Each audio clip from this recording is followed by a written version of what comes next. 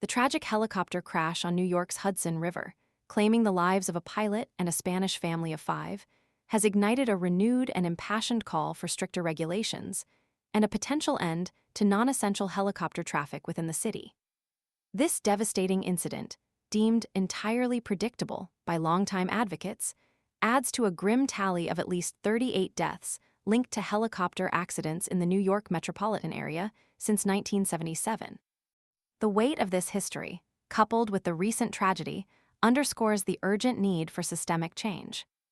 The accident, involving a 21-year-old Bell 206 helicopter, highlights a critical safety concern: the age of the aircraft. Andrew Rosenthal, chair of Stop the Chop, a group relentlessly campaigning against helicopter sightseeing tour, points out the glaring disparity between the lifespan of other forms of public transportation and that of these aging aircraft. In New York, a yellow cab needs replacing every 5 to 8 years, Rosenthal explains. Yet we allow helicopters, some 30 or even 40 years old, to continue operating. There's no mandated age limit, which is frankly insane. This isn't an isolated incident. The 2009 collision between a plane and a tourist helicopter over the Hudson River resulted in 9 fatalities, while a 2018 crash of a charter helicopter offering open-door flights into the East River claimed 5 lives. These are just the most prominent tragedies. Stop the Chop has meticulously documented a series of near misses and other non-fatal incidents, painting a disturbing picture of a system operating under dangerously lax standards. These near misses, often brushed aside as isolated events, represent a constant, underlying risk that threatens the safety and well-being of the city's residents and visitors. The group's call to action centers on the immediate closure of Manhattan's 3 main heliports to non-essential traffic, primarily targeting the lucrative but inherently risky tourist helicopter flights. These flights, operating from the very heliport from which Thursday's ill-fated chopper departed, generate a substantial $2.7 million annually in lease payments for the city, according to the Aviation Property Network, a figure derived from over 42,000 sightseeing trips annually. This substantial financial incentive, however, pales in comparison to the immeasurable value of human life and the devastating ripple effects of such preventable tragedies. The economic argument for maintaining the status quo is easily countered by the moral imperative to prioritize safety. The cost of inaction is simply too high, measured not only in dollars, but in the irreplaceable loss of innocent lives.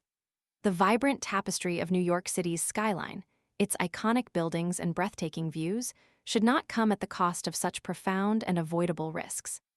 The emotional toll on families devastated by these accidents resonates far beyond the immediate tragedy. The enduring pain, the shattering loss, the unanswered questions, all these are potent reminders of the human cost of prioritizing profit over public safety. This is not just about numbers, it's about accountability. The current regulatory framework appears woefully inadequate, failing to address the inherent risks associated with aging aircraft and the sheer volume of tourist flights operating in a densely populated urban area. The continued operation of these heliports for non-essential purposes presents an unacceptable level of risk. The deafening silence from city officials in the face of these repeated tragedies is both perplexing and alarming. It's time for a comprehensive reevaluation of the city's helicopter operations, a process that must prioritize public safety above all else. The time for incremental change has passed. Decisive action is required. The memory of the Spanish family and the pilot lost should serve as a powerful catalyst for long-overdue reforms, a catalyst that compels immediate, meaningful change, ensuring that such devastating incidents are never repeated. The lives of countless individuals, residents and visitors alike, hang in the balance. Ignoring the stark reality of this situation is not an option, it's a dereliction of duty. The city owes it to its citizens to act decisively and swiftly.